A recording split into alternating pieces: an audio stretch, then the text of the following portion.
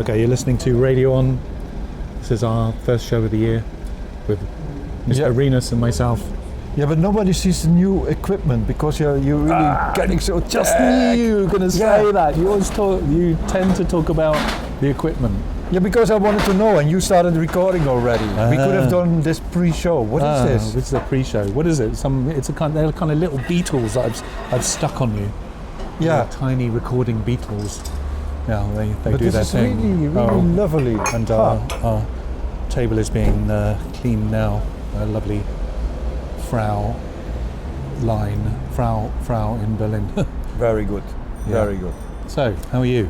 How was your Christmas and New Year?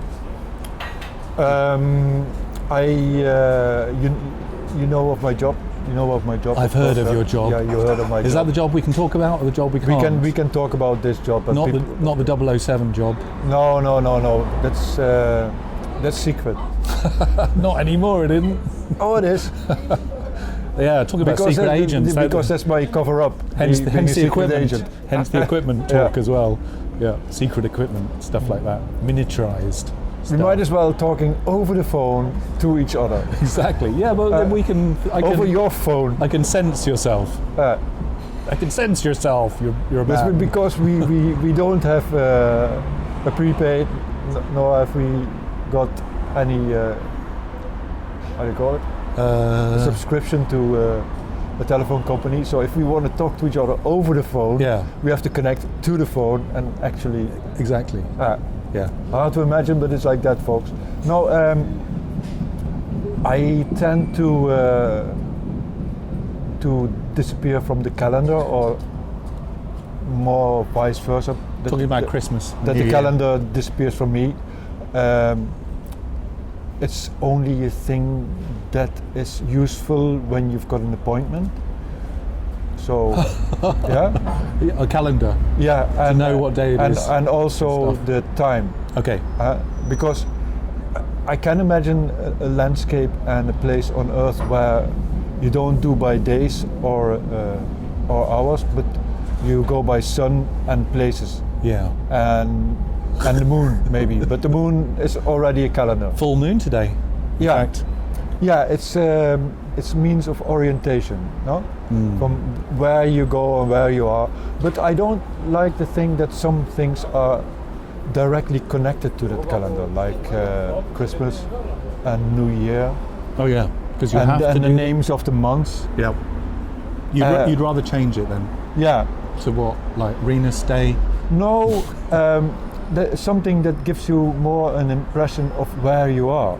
Yeah. Because we've got the whole universe, and if you go back and if you think about the calendar, it's all because of this one guy and the Catholic Church taking possession of time. But it was pagan before, wasn't it? But I guess they've appropriated it. Yeah, but what is the pagan calendar? It doesn't exist anymore. Yeah, true. So you go 1 pagan, 2 pagan, 3 pagan. No, it's endless. It doesn't exist. So what you do is your location, exact location in the universe, and then you go by coordinates. So it's not about the when, but the where. Yeah. So when our planet is at that and that space in universe, then you could make an appointment, and you also have an idea of where you are in relation to Venus, Mars, and all the other galaxies. Oh, so more like astrological. I know you're getting, or astronomy, or you're getting more into that kind of stuff in the new year, Renus? Is that your new thing? I think geolocation is the best way of counting your days. Yeah. And if this results in not counting your days at all, because everything is a loop now, then it's okay as well. So where are we now then, based on your new calendar, 2020 calendar? I don't know, because I don't know these astrophysics things, but I think that our Earth is in some kind of position that also our solar thing is moving through the galaxy, so it's all calculations. Yeah. It's the same thing as with money. So the idea of the European Union. I'm all ears. So why don't you educate your people using the bills? Because all the bills look the same. If you've got one side of the bill that looks the same and the other side of the bill telling a little bit of the story where that bill was printed, like in one of the countries, then me as a Dutchman, having a bill from Slovenia or from Estonia or from Poland or from Hungary or from Spain, can look at it and have a 2-3 line information on the history or the specifics or the whatabouts of Spain, for what makes Spain so good. I read it on my €10 bill. But what about just putting chips in money, so then we can track people, track where the money goes, and then me and you can take over the world, start over the world, this planet, then the galaxy, then the universe, and etc. etc. Could be an idea. Or we could introduce viruses on the money and then make people ill in various parts of the world, or use their DNA. Oh no, this is getting really negative. But it is the future. I mean, we're living in the future now, aren't we? Yeah, but this is also the name of the rose, no? So you're going back a little bit. How did he kill the person? Well, putting poison on every page. Gets to James Bond land as well, isn't it? Secret agent stuff, yeah. And secret agent technology and stuff like that. So you want to invent a virus that I didn't say. Someone must paperwork and then send the paperwork where? Not me specifically. Nobody uses money anymore. You have to do it on credit cards. Yeah, and that's how we track people, actually, isn't it? Yeah, true. But here we are in front of Görlitzer Bahnhof. So you have to poison the what do you call it? The money with the cash machines. Yeah, true. Yeah. So all the people that use real money gradually survive, are exterminated.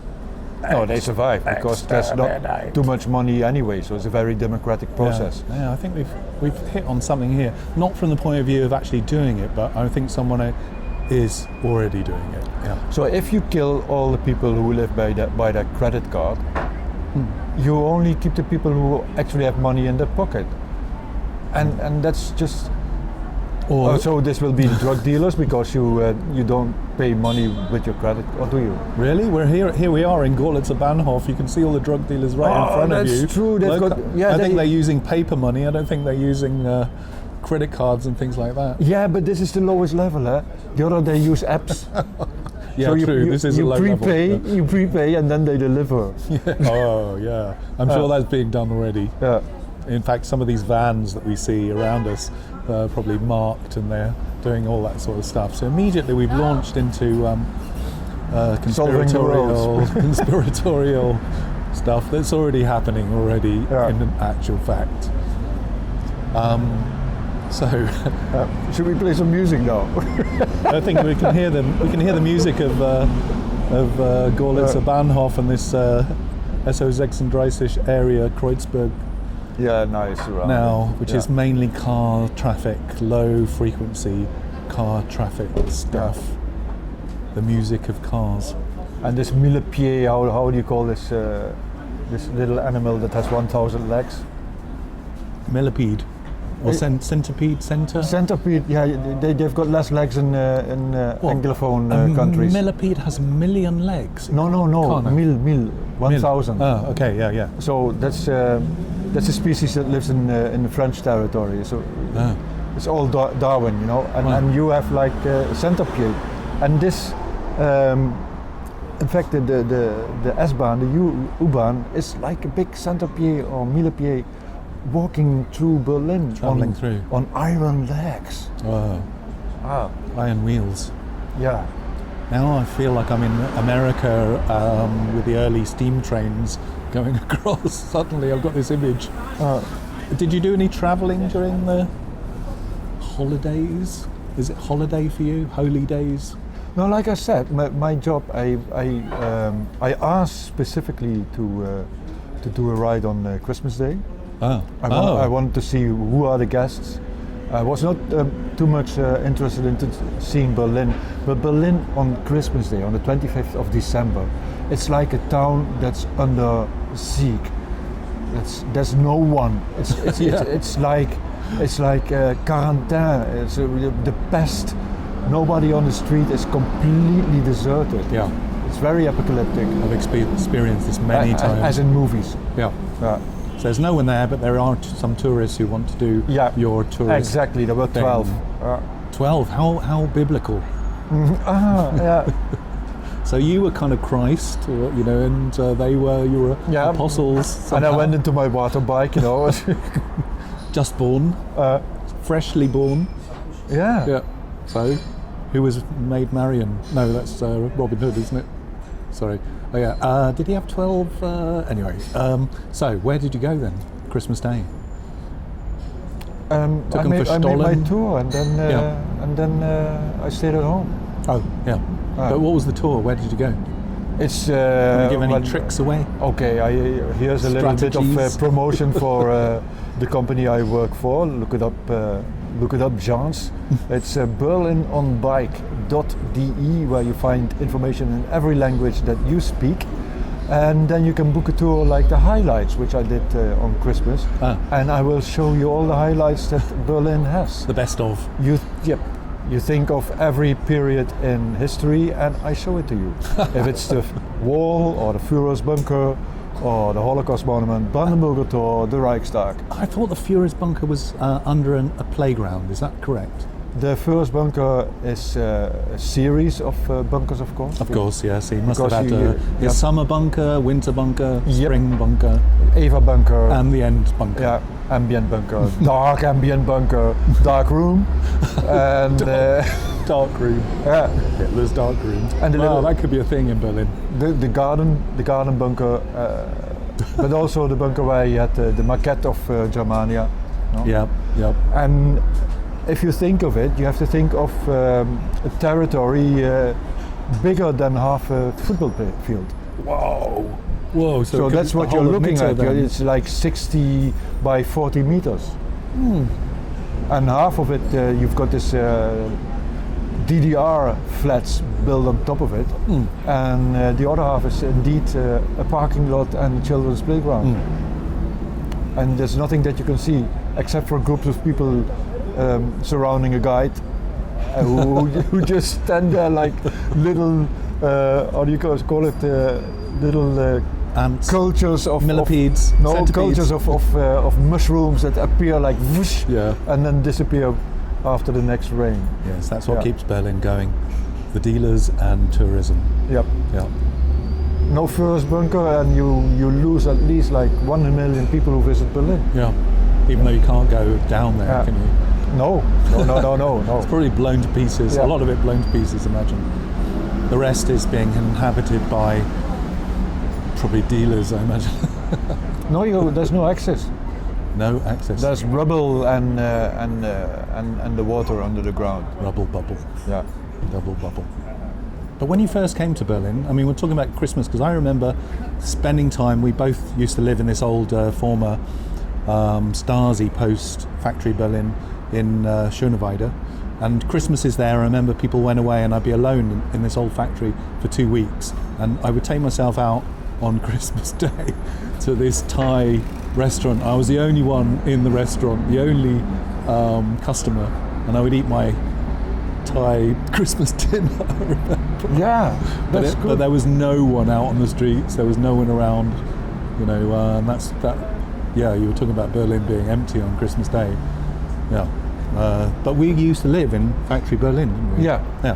So talk about that. Let's talk about that. Stasi Post. It used to be a glass factory as well, I believe. A light bulb factory. Light bulb factory. I think it was AEG maybe who sat there. AEG, what's that? Yeah, that's Allgemeine Elektronische Gesellschaft or something like that. One of the first who used electricity and. I think I can hear it in the background. It's the frequency. Light bulb frequency. And. Was Hugo Boss there? Snow. Huh? Was Hugo Boss there as well? Probably. Probably everyone wearing the clothes of the ex-Nazi sort of factory producer, Hugo. Well, did we still have winters back then? We did. Yeah? Heavy, snowy winters. Because that's how I ended up in the factory, because my van broke down. And the spray with ice? Yes. Yeah. You could ski across it. Yeah. Well, I remember watching the birds landing on it, trying to land on the ice. These big swans coming down like Klingon battle cruisers. Yeah, there was like an ice age that went on for 4 or 5 years. Exactly. And now here we are in t-shirts. Yeah. And it's January in Berlin. And we're sitting on the beach. Yep. So, Kind of beach. The whole of Berlin is a beach, isn't it? Built on sand, isn't it? yeah. With the Tempelhof area as the sea. That's our sea. Mm. Yeah. Tempelhof is the sea. Ah. Yeah. Oh yeah. Former Nazi airport. No, but you were talking about my jacket, which was previous your jacket.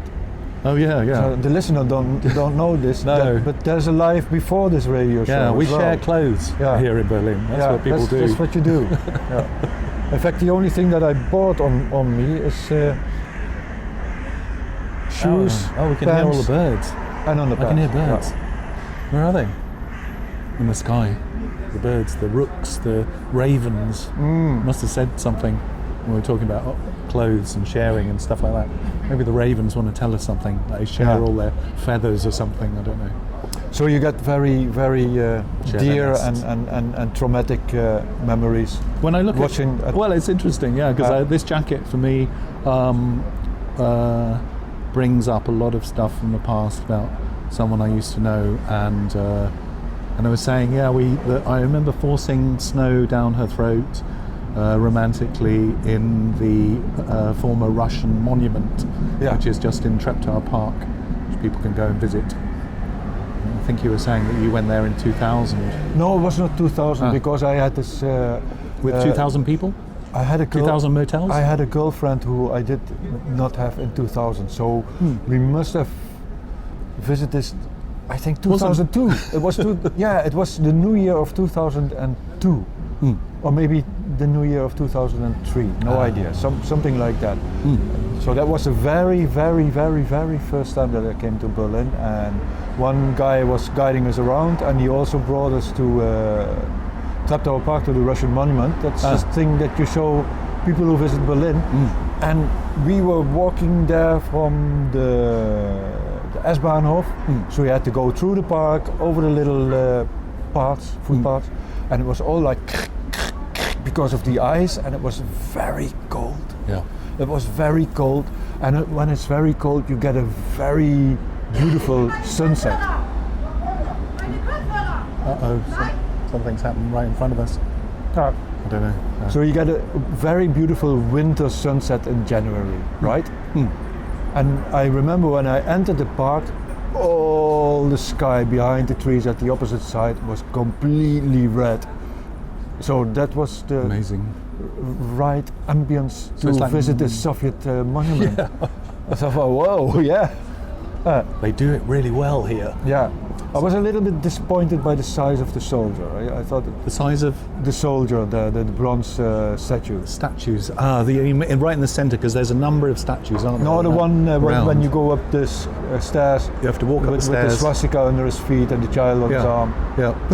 I thought that could have been like a little bit higher. But maybe it would have exceeded the height of Lenin's statue then. Yeah. Which was already 18 meters, so that's. There's supposed to be thousands of Russian soldiers buried underneath. I think, from what I hear. But in the snow, it looks amazing as well. So it's all pretty. Is it like marble or something? The statue, everything around, or it's certainly very monumental. Of course, it might be marble and granite, and as the legend or the rumors go, all carried away from the old Reichskanzlei of Hitler, because that was full of red marble. But they don't want to admit it, because that means that you've got this neo-Nazis going there and saluting the marble. True. Salute the marble. How do you salute marble? Well, like this. No. Rena's just made a. You can't do that. Right in front of the bus. Right, all the people are looking at us now, making a kind of Sieg Heil sort of. No, this was a scientific. Yeah, sure. Yeah. Scientific example. Yes, you're on. All for science. You have it on tape. For people who don't remember it. It wasn't appropriated either. It wasn't like subverted. It's called the Roman salute. Yeah. Well, I guess it was. Yes. Yeah. Sure. Yeah. They subverted so many things that are appropriated. Yeah. You have to watch Gladiator to remember. To imagine what just happened. Yeah. So the Russian monument, and actually I must say that when I said I forced snow down my ex-girlfriend's throat, I meant it in a comedic way because we were both doing it to each other. Very romantic, Yeah. as you do, like throw snow over each other and stuff like that. Yeah, kind of snowball fight, but more intimate. Anyway, what am I saying? Just memories of clothes. That's why I like getting second-hand things, because there's a memory associated with everything, isn't there? Somehow. Whereas Yeah, if you give away clothes, you should give it to people that you know. So you've got this walking memories. It's, head-up display almost. Yeah. No, yeah. well, a little bit more happy variation on Walking Zombies or The Walking Dead. Yeah, sure. Yeah, that would be the thing, wouldn't it? You know, Yeah. zombies that wear your clothes and then you can shoot them in the head. Yeah. Which is what I have been doing actually the last few weeks. I've been So getting that was in- your Christmas, shooting zombies in Well, there. yeah, shooting lots of zombies in VR, in virtual space and They're virtual all- reality yeah. and things. So, All dressed like a Virgin Mary on a donkey. And which will be the future as well, because I think you'll have these glasses whereby you'll be able to see the past, like we're talking about. you know, what's been happening in Berlin, the Hitler's bunker, and all that sort of stuff. And you'll be able to put these glasses on, and you'll be able to tune the glasses into different time zones, and then be able to see all the people from other places, the horses and carts, and the marching Nazi troops, etc., etc. and then you can Photoshop them into zombies and shoot them. Photoshop. So and connect- passe. And connect to a drone. Yeah, all that stuff. You buy yeah. your own drone from let's Exactly. bomb a little place. Yeah, you can replay battles. Yeah. You know, the whole No, you city do for will be real. Yeah, for So real. the more rich you are, the more possibilities. You can just buy a drone, you know, with your credit card for $1 million or $10 million, and then you bomb We're talking someone. about, talking about second-hand Right? clothes, and now we're talking about like You're talking about the future. And I think you will also get a credit card which allows you to leave your space at certain hours. From it, it will make a very friendly sign on your telephone and goes up, bloop, you can leave your house now. time to leave. And if you don't enter before a certain time, That's it. the people pick you up, That's it, mate. or you risk that a little drone lands on your head. A little drone, Yeah. like the ravens above us. You know, like Yeah. watch out for the ravens. So first drone is just a warning drone, will give you tinnitus, but the next one you might lose a leg, you know, and then you lose your head Yeah. because someone will change you into a zombie and then bloop, there you go. I mean, I'm talking about. We're talking about 2050. Well, hopefully we won't be around in that time if it's like a Terminator-like existence. In a highly exclusive society, made of all these exclusive groups who hate the guts of each other. Anyway, that's going really negative, isn't it? Although things politically wise and etc. No, that's okay. If we put all the negative in the radio show, then we just can disconnect after and walk away laughing. Yeah, true. Like therapy, like it's our therapy sort of thing. Yep. So we're on your sofa, dear listener. You can always switch it off anytime. Yeah. This guy with the gold cycle helmet just walked past. Cycle past. It felt like I was in ancient Rome. Yeah. Rome all of a sudden. If the Romans had And then had the kid with the bicycles, Wehrmacht helmet. you know, somehow. Yep. So Christmas dinner. What did you have for Christmas dinner, Renus? Ooh, I don't know. Ooh. I don't know. You remember? Sandwiches? You were doing a tour. You did. No, your tour. maybe I gave myself a treat to. No, I think Christmas. The Thai guy The Thai guy. was closed. I had It was me. on It was me second- that went to the Thai Christmas. restaurant. Yeah, but I Years went, ago. Yeah, but I. We're mixing our No. This is what you do. futures, our This is what you pasts. do when you have no money. You go to a Thai restaurant. Yeah. And I think I went to it on second Christmas day. No, there was not two on second Christmas day. So I did it on third Christmas day. And what I ate on first Christmas, I really don't know. What did I eat? I was alone. And I was just working. Did that make a difference to anything if you're alone to whether you're with someone else? No. Only that it's like that I get used to living together with people. It's, Did you have Christmas decorations in your flat and stuff like that, or just a little hint of any Father Christmas chocolate? No, stuff like that. No. I don't think so. Because I don't need. I have a lot of window. So if I look out of my window, I see all the Christmas decoration hanging from the balcony from the neighbors. Good that idea. was a big party of colored lights outside there. That was really great. Could have been a little bit more, but that And yesterday I saw a lot of Christmas trees on the street. Yesterday, but now it's like the 10th of January. Yeah. Isn't that extreme bad luck for anyone in Berlin? I mean, maybe the Christmas trees were more expensive, so they wanted to have get their money's worth. Yeah. It's people Have with them all kids, you year. know. No, don't do that. Talking about kids, I have to pick up my kids soon. What is the time on your phone? Do you have it by chance? 1516. 1516, that's just after the outbreak of 1500s in the planet. What happened in the 1500s? They started the war in Germany because the people were too poor. They just eat each other's kids and rats and cats and dogs. So there was nothing left to eat. Nice. When you peel your potatoes, they eat the skin of the potatoes And nothing else. And then they started the war. Here we see some people crossing the road with a bed, one of those wooden pallets, right in front of a bus as well. They're reenacting the escape from East Germany over the wall. That's how you did it. Carrying a bed and then throw it over the wall. It's all happening in front of us.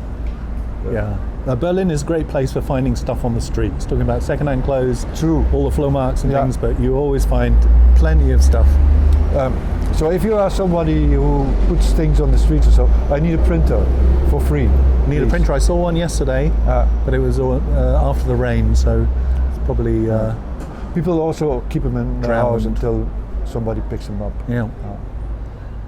And lots of these sites, free your stuff sites and things like that. So, interesting enough, I guess you could see if you could survive for a year in Berlin, because people give away lots of food and cafes and things like that. And if you live in a WG, collective household, for example, you can get tons of organic food that's left over. But it's also organized by volunteers. Highly organized, yeah.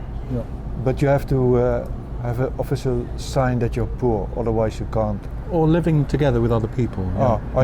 And then they give you an official sign? Yeah, sure. Okay. Yeah.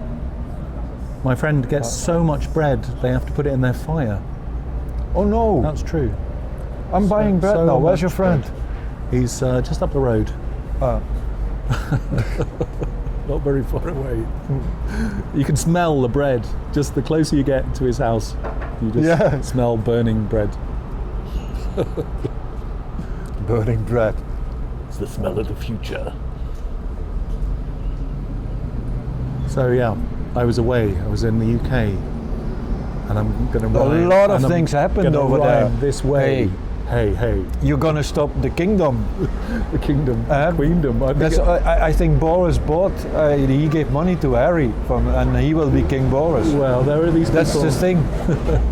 There are. That's how you organize those things in the UK. It's the future of the royal family. It's going to be Canadian. It's also going to be English as well. Now Boris will go to the Queen and say, I do this. I will be King Boris. They said, that will happen. King Boris. Oh god. Yeah. Have his head on everything. You will have bigger. How do you call stakes. You can have his head on a stake. Bigger money. Everything will be bigger because otherwise his head won't fit. Yeah. Blonde currency. You will have the pound bills with fluffy hair coming out of it. Yeah. Great. You've got a great future. Yeah. I'm here. I'm not. Did they already send an order that you should come back? Not yet. No. I mean, when the civil war starts, of course, they'll probably try and get as many expats or British people to go back and fight for the government or something, as people starve on the streets and but how does build castles. How does this manifest itself in like your little village? Do people dress up in the English flag, build sand castles like you said? Well, I mean, they have to nominate a village idiot first, don't they? And then hit people with old bladders and things like that, pig's bladders, blown up and things like that, and there'll be the maypole, and we're going to go back to medieval. And sort of this thing that times, you stand in this, how do you call it? You know, with your head and and throw fruit at people. Yeah. I can't remember the name of that thing, but I don't think the guillotine has been invented yet as far as the UK is concerned, because technology won't be so advanced as that. So I think they'll probably just hang people and use no advanced killing like with a laser. No, I mean, like all technology will leave the UK after Brexit, which we have one more year left, according to to organise stuff. And but there's one good thing about it. People will start writing letters again. They might do. I don't know. Yeah. And pigeons and things like that will come back, delivering stuff by post, by pigeon, and etc. Maybe catapulta. No cars. No, there won't be any cars. There'll be horses and carts. Certainly. Sounds like paradise. But I don't know.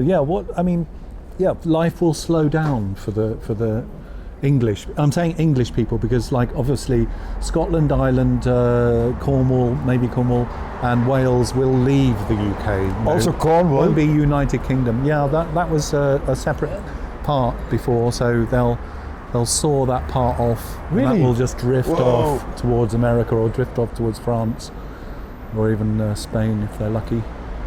And pixies and elves will come back and worshipping false idols and things like that. And they're going to restore Stonehenge. So you will have druids walking in the streets. Back again. It could be interesting. I mean, this is going to take about 100 years, but actually it'll happen in a few weeks. And they're going to reintroduce magic. Have no clothes, and they'll start eating each other, and they'll wipe out.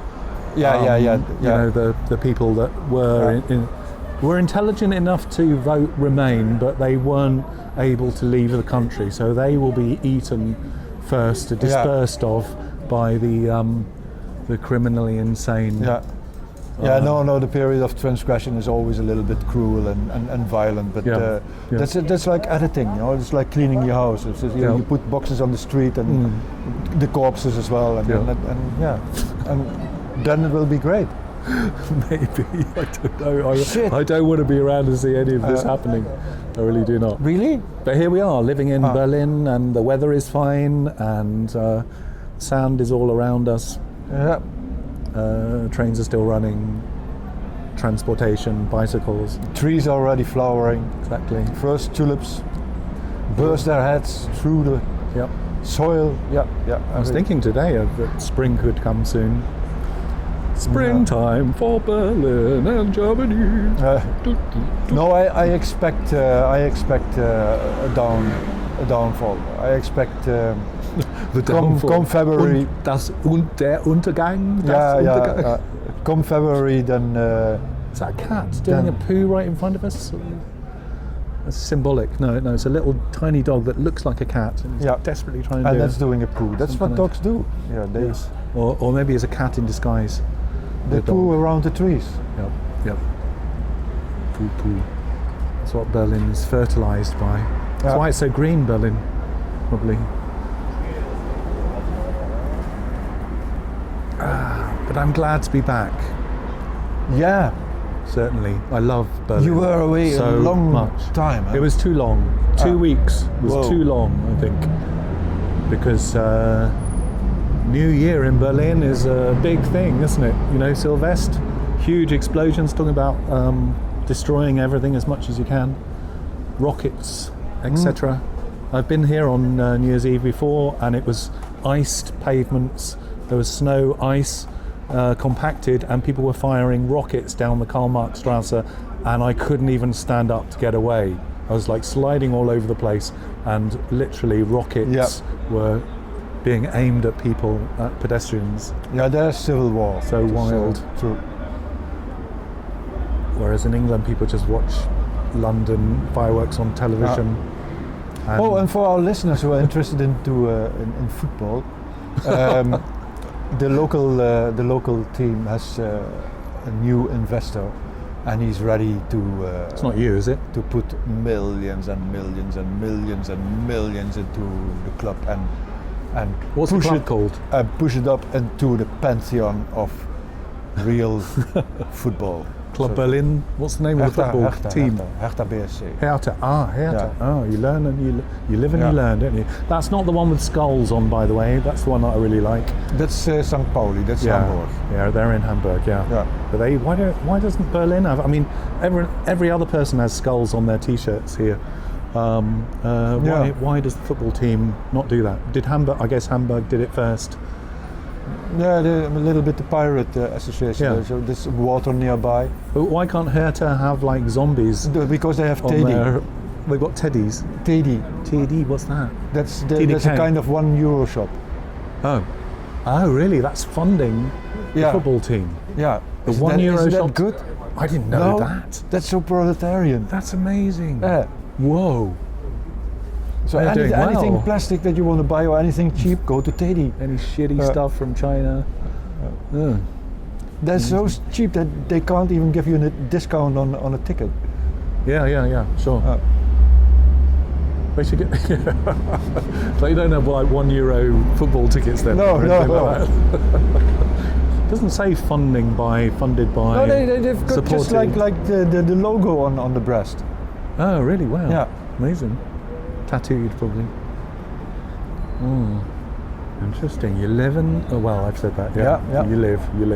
The only sometimes downside on this is if it will really become a very big major player in the soccer world, then the prices for the stands will rise astronomically as well. So instead of your €35, you're going to pay €85. So who's going to go there? Only the rich people. €2 shops. Yeah. That's how they get it. Yeah. If you're listening to this, it was our idea, okay? €1.50 shops. So how's the future panning out for you, readers? More tours? I mean, the weather is fine for it, I guess. I've got my Italian tour complete now. All the tickets are bought. All the train tickets. So I will go to the very south of Italy next month. Calabria? No, the other side. Puglia. So I go to the Lecce, Taranto and so on and see what that is like. I never was there. So I'm very curious to go there and see what the local initiatives are like for what people do there. But I did one show here in Berlin.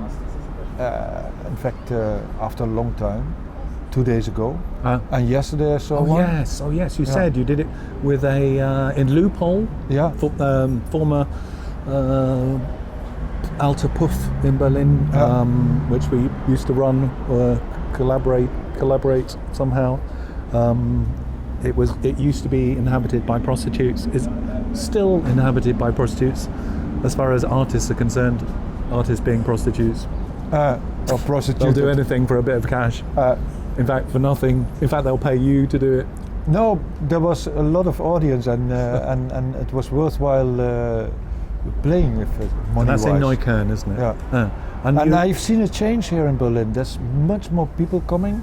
They're way more generous and not like sitting back as let's show it, but really enthusiastic, giving huge applauses and and yelling and whooping and whooping. Yeah. So the last act, Lorena, I have to give a shout out to Lorena. She was the cellist. Lorena Izquierdo, who sets up all these evenings here in Berlin, and I think that's one of the magic forces of the local scene.